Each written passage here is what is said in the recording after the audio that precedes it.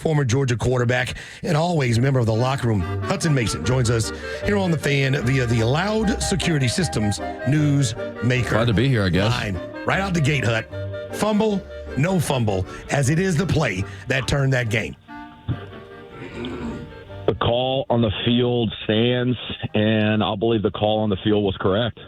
The best way that I can maybe not defend, but without sounding like a biased homer, either way, I think the call would have stood no matter what the call was. If it was ruled a touchdown, I think it would have stood, and I think it's obviously stood because of fumble. I don't think there was any way, hence why it took so long for the replay to figure out what they wanted to do. I don't think there was any way there was clear and obvious evidence to overturn that. And so, fortunately for Georgia, it got called on the field as a fumble. Now, this nickel and dime JV refereeing crew, the fact that it got called a fumble but yet wasn't a touchdown points to, the a lot of the errors that this crew had on Saturday. I was like, man, how can you call this a fumble? But then mark the guy down. I didn't see where I didn't think the guy was down at all. They only showed the replay of it one or two times, but I think it was a fumble. Obviously, it was really, really close. I didn't think there was going to be enough evidence, and what a play by Georgia's defense. Lost in all that, Hut, we were talking about this earlier, is the fact that Georgia takes over the ball at like the half-inch line against Auburn's defense, who had been smothering, and then really took over the game from there. They go down and get the field goal and then take over in the second half. What did you think of Mike Bobo's play calling after the point of the fumble, where he seemed to have a lot dialed up? He did. I think they went maybe quarterback sneak right there on the half-yard line, got a little breathing room. They busted a run for about 10 yards, and then all of a sudden you look up and you go, okay, hey, we can get in our 2-minute offense. That was a massive drive right before the half because, I'm saying the obvious here, but Georgia's offense looked totally inept that first half. They couldn't do anything. And so to be able to at least get a field goal and change some of the momentum heading into half, and then Georgia does what they do typically at halftime coming out in the second half. It was a culture win. We were texting there back and forth on our chat. Like, it just felt when Auburn was down 3, they were down 14. You could just feel it turning. You could feel Georgia. They went to the run game. They said, we're just going to bully you. This is what we do, and you're not going to stop it. And so you can just feel it, like when Georgia's just wearing people down like they were Auburn in the second half. And so that was a typical kind of Georgia offense this year, finding ways to win. And I don't think I've ever seen a stark contrast difference between one half where one team dominates and the second half the other team dominates. Yeah, it was crazy to watch the tale of two halves, and Auburn had their number early in that ball game. It was almost hard to watch. It looked like they had people in the backfield consistently and all the time messing with the offensive game plan for Georgia. All right. Kirby Smart looks like to us that he called timeout to try to discuss people clapping in the defensive backfield. What did you see? What's your takeaway from that? And should a timeout or delay a game been handed down? Well, I saw what you guys saw. I saw a guy who formed a T with his two hands, and goodness, I don't want to call the man a liar. That's character assassination, but goodness gracious. I'm sitting there with my buddies who I played with at Georgia, and we're all saying the same thing. We're like, oh my gosh, is he about to get away with this? I've never seen a situation like this. He full on negotiated timeout back during a play with the side judge there. He bamboozled that guy. He literally had that guy thinking he misheard or missaw something. And I listen to Kirby's post game presser. I hear what he says, but the hard evidence of him, with the photo of him running down the sideline with a T formed, it's really hard to defend him when you see that. And so if he was forming clapping his hands, I think you could understand maybe where he's coming from. But when there's the pictures and video of him running down the sideline with a T on his hands, it's just hard to kind of look at that. And so, obviously either a timeout should have been assessed or a delay of game. Right. Luckily for Georgia fans and for here today, it didn't turn into points. So in terms of having to defend them, that drive, it didn't really cost Auburn, but it really compounded the amount of errors that this crew had Saturday night, which is a terrible, terrible look for the SEC.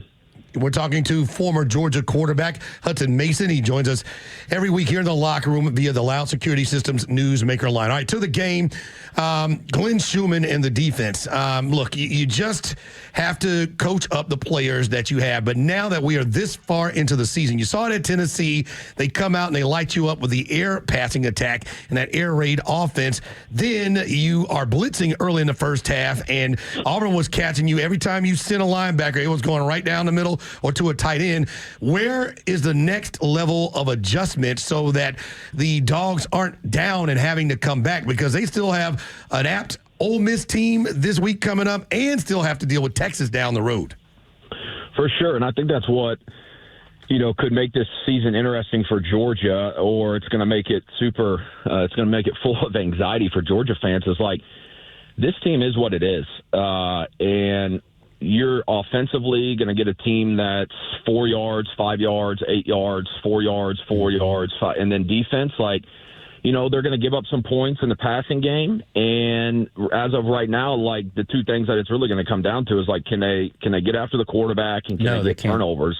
And they can't right now. And so, guys, one of the observations I have, this is just purely kind of an observation for me. If you watch Kirby's post-game pressers, I think this year, his body language and the way that he talks about this team is different than I've heard him talk about other teams.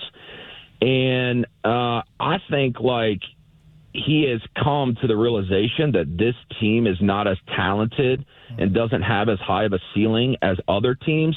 That doesn't mean they can't still win an SEC championship or make the playoff.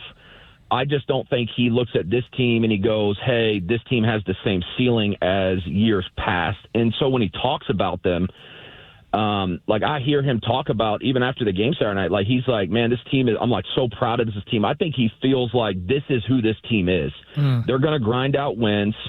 They are going to they're going to run the football. They're going to beat you up running the football. They're going to try to take their shots when they can.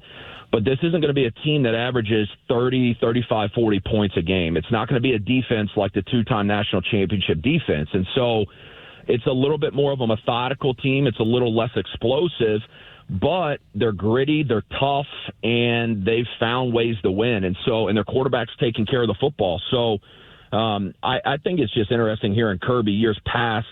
He would be really hard on a team after a win like this, or previously. I think he would talk about how much higher of a ceiling they have.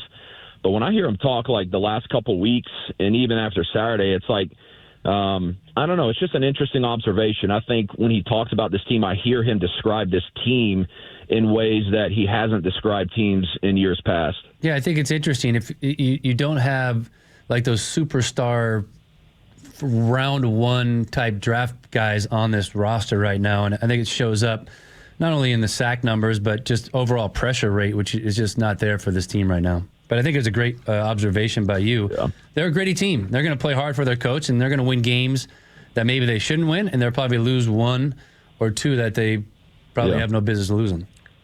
Yeah, I think you've seen that already this year. I mean, look at the Tennessee and Alabama game. You could say, hey, Georgia should have lost up in Knoxville and a missed chip shot field goal. Mm-hmm. And then they had every chance to kind of win that Alabama game. And so I think that's just the world we live in now, guys. Gone are the years where you've got teams or multiple teams that are just going to run away with talent. And Georgia is an example of that because of the portal and NIL and everything else.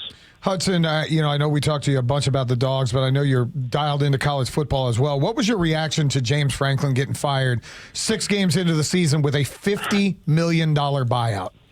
If you would have told me, if this was the end of the year after Thanksgiving and it happened, I think I would have been less shocked. I was shocked because, halfway through the season, and I know essentially, they're hey, the season's over. We just lost to Northwestern. We just lost our quarterback. But still, I mean, what was it, 2-3 weeks ago, they are in overtime leading one of the best teams in the country in Oregon. 16 days ago. 16 days ago.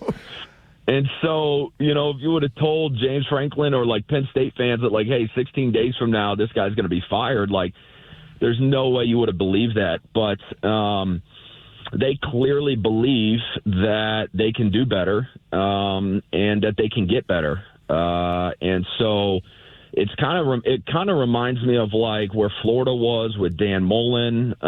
It kind of reminds me of there's another example I'm losing off the top of my head that I was thinking about this morning where they expect more, they want more, and his record versus top 10, top 15 teams, you can go find something out there where pull a stat or a record out. Like he just could not win big games. Like Mark Richt, maybe like Mark Richt at Georgia at the end with Mark Richt as the head coach of the Georgia Bulldogs.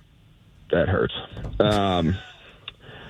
That hurts. I mean, just the same. It's very comparable coach, when you think about it. Kept winning, kept recruiting, had players, but the record against top 25 teams, and it wasn't a disaster. It's just he would lose the one or two games that made all the difference in the season. Yeah. So, doesn't I think it surprises me because it's in the middle of the season versus the end of the season. Well, when you look at what's up next, your thoughts on Ole Miss. Now the tape is out there. There have been a couple of games where passing against the Georgia Bulldogs has put opponents in a favorable position. Now the Dogs have come back twice on the road, Tennessee and now Auburn. Now this game will be at home this year. Your thoughts on what could be in the mind and what Lane Kiffin has seen on the tape of the Georgia Bulldogs? Well, Lane Kiffin, obviously one of the best offensive coaches in the country, and so I think that the combination of the tempo and the mobile quarterback is what scares me for Georgia's defense. The mobility of a quarterback is kind of the X factor when you're playing Georgia defensively, and so I expect it to be another close game. I don't obviously Ole Miss can go. They've got a second and third gear offensively that a lot of teams in the country don't have right now. And they've got an incredible story at quarterback where they went and got this kid out of like D2 and he's playing incredible and they're going to go tempo and they're going to go fast. And so I keep saying it's fun. I think it's fun for me personally. I don't know if it's fun for Georgia fans, but like it's entertaining this year because like you just know you're going to be in a close shootout with this team. And in the SEC, there's no really clear favorite right now, and I think that makes for an entertaining product.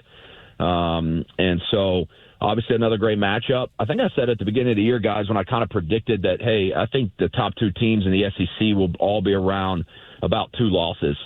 And so I know there's still a few teams in there in the SEC that are at 1 loss, but it kind of looks like we're headed that way. Like the top teams in the country or top teams in the SEC might be around that 1 or 2 loss, still have a chance to compete for an SEC title, but one of these teams, Alabama, Georgia, maybe Texas still fighting in there, LSU going into December in the SEC title game, might have to win it to get into the college football playoff. Hutson, how you feel about our Falcons tonight against the Buffalo Bills? What do you need to see, buddy? I mean, it's hard to feel good when you're playing the Bills and Josh Allen. Yeah, I agree. Don't laugh like that, please. Yeah. Not good. Yeah, I mean, I'm not going out to pick the Falcons to win. Oh, my. But, yeah. You don't take anything from Michael Penix Jr. having his best game before the bye and the move from Zach Robinson maybe transforming the offense?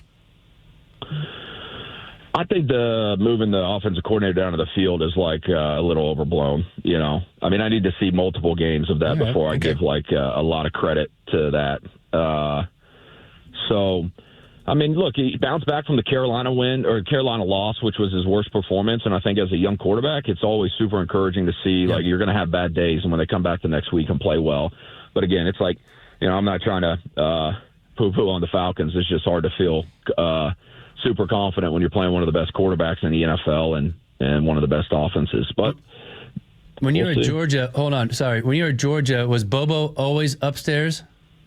Yeah, he was. Yeah, that was preferred. Yeah. That was my next question. I think you're scarred to a certain extent for that guy, the way he talked to people and treated you. Goodness. To where having guys down there that are more positive in game situations might be a blessing for Michael Penix. But we'll see. I think you're right. You got to give it a few more games. Well, now they got him in the helmet, which I don't know what's worse. you can hear him in between plays. Oh, but my God. Oh, yeah. You got to have a calm demeanor with your quarterback in the middle of the game. You can't be having dip spit flying in his ears and his mouth in between plays. You get rattled. To your point, we talked to E.J. Manuel Friday, and it was interesting what he said to us, where he said as a quarterback, he would prefer that his coach be on the sidelines, but if he were a coach or coordinator, he would rather be in the booth so he could see everything. What is your perspective on that if you were a play caller or a coach as opposed to a quarterback? Well, I think it depends on like the personality of the coach. Seriously, I mean, like you know, the body language of a coach in the middle of a game is huge for a quarterback, and so I never had that experience. I mean, Bobo was always in the booth, so I didn't really know what the alternative was really like. And so I think it really is just kind of a natural preference of the play caller more than anything, how they see the game, how they make adjustments. I think there is something to be said about, hey, kind of sitting down, looking guys in the eyes, especially your quarterback. But there's some quarterbacks I know out there that are like, hey, I'd rather my OC be in the booth than on the sideline, because in the middle of the game he's a loose cannon, he's a hothead, and I don't want to have to really deal with that in between drives. So I've seen it done both ways at a high level. I think it's just more of a personal preference for the quarterback and the play caller. Fantastic stuff, Hut. We always look forward to talking to you, and we look forward to talking to you next week with the Dogs hosting Lane Kiffin and Ole Miss between the hedges. We look forward for that conversation in a week. There he is, Hutson Mason, 1-4 on the field, number one in your heart.